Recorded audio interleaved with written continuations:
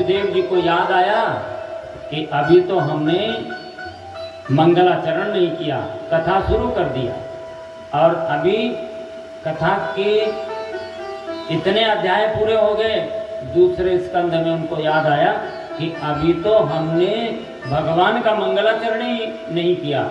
तो बिना भगवान की कृपा के वाणी नहीं मिलती और बिना वाणी के भगवान के गुणों का वर्णन नहीं हो सकता। इसलिए भगवान को स्मरण किया।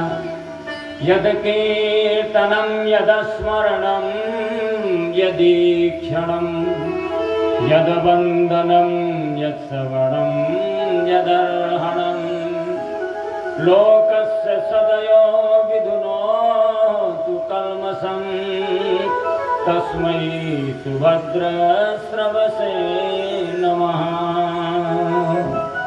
जिस भगवान के कीर्तन करने से, जिसका स्मरण करने से, जिनका दर्शन करने से, जिनके वंदन और उनकी कथाओं को सुनने से मनुष्य सारे पापों से मुक्त हो जाता है, ऐसे सुभद्र भगवान श्री कृष्णचंद्र जी को उन्होंने प्रणाम किया।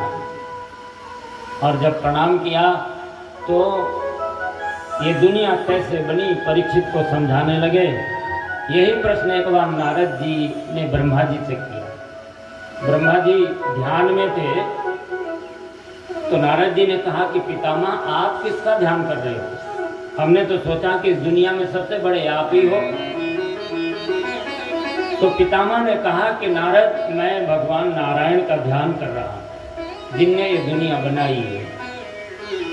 उन्हीं के नाभि से कमल निकला और उस कमल के ऊपर मैं ब्रह्मा प्रकट हुआ और मेरे से सनकादिक और तुम सभी मुझी से पैदा हुए।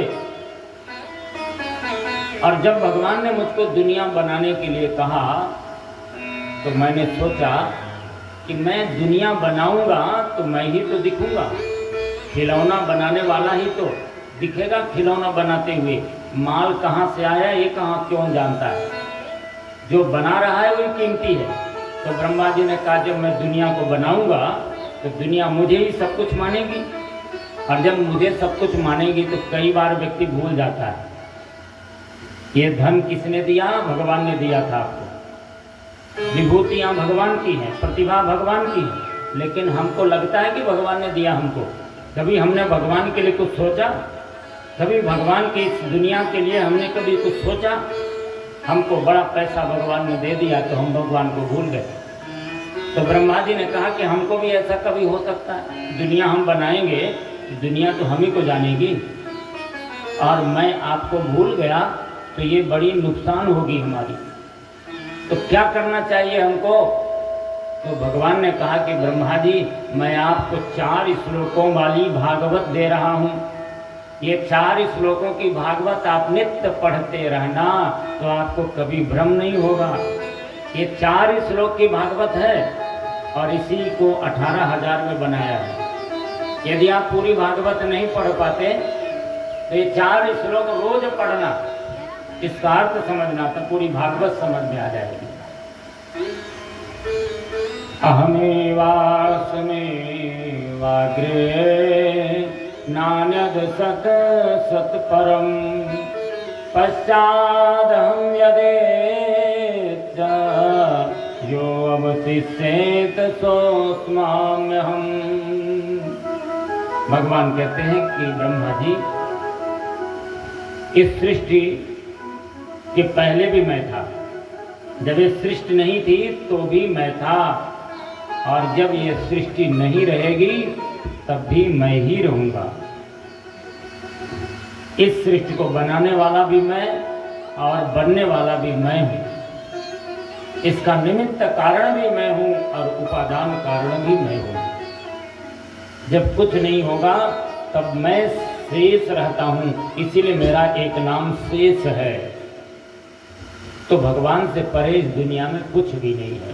इस श्लोक में भगवान ने ये बताया, और दूसरे श्लोक में ऋते अर्थम यत प्रतीयेत ना प्रतीयेत चात्मनि तद विद्यात्म मनो माया यथा भासो तथा तमः। माया का मतलब है माँ माने नहीं, या माने जो ना हो वही तो माया है। जो दिख रही है ये माया है, जो नहीं दिखता है वो परमात्मा। शरीर दिखता है ये माया, आत्मा नहीं दिखती ये परमात्मा।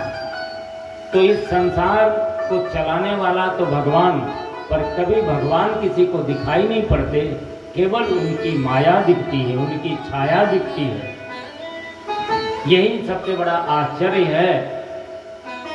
और माया का मतलब क्या है? जैसे अंधकार का मतलब है प्रकाश का ना होना। प्रकाश ना हो तो अंधकार, प्रकाश हो जाए तो अंधकार खत्म। ब्रह्म का दर्शन ना होना माया, और ब्रह्म का दर्शन हो जाए तो माया खत्म।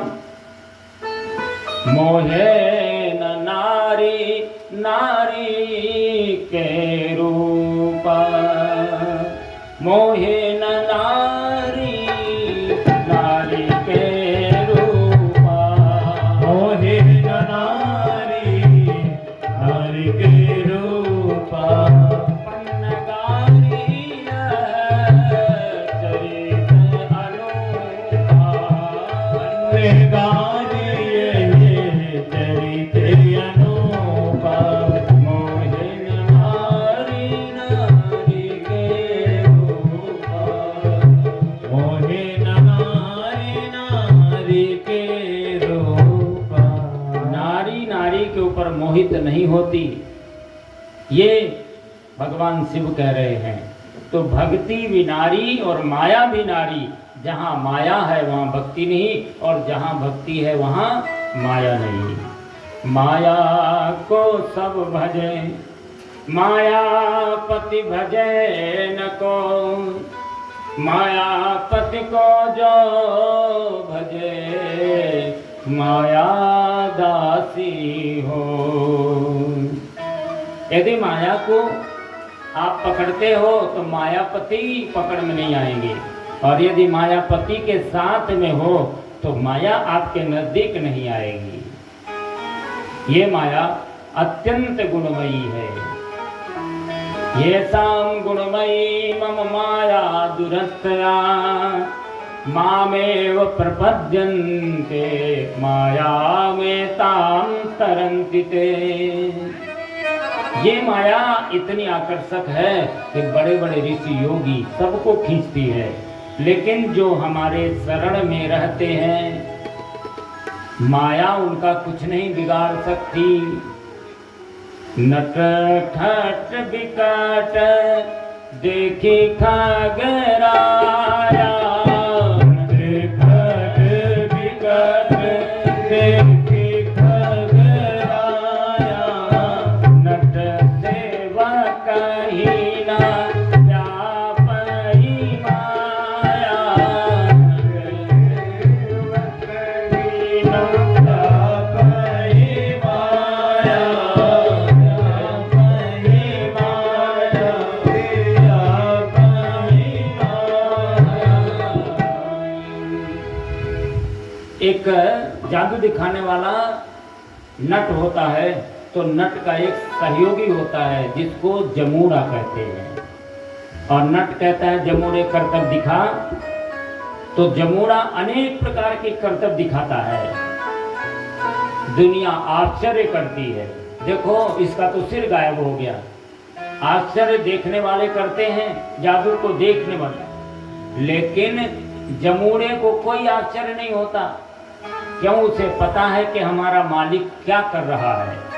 यदि आपने मायापति से संबंध जोड़ लिया तो ये माया फिर आपको नहीं सताएगी, अन्यथा तो ये माया सारे जगत को नचाती है।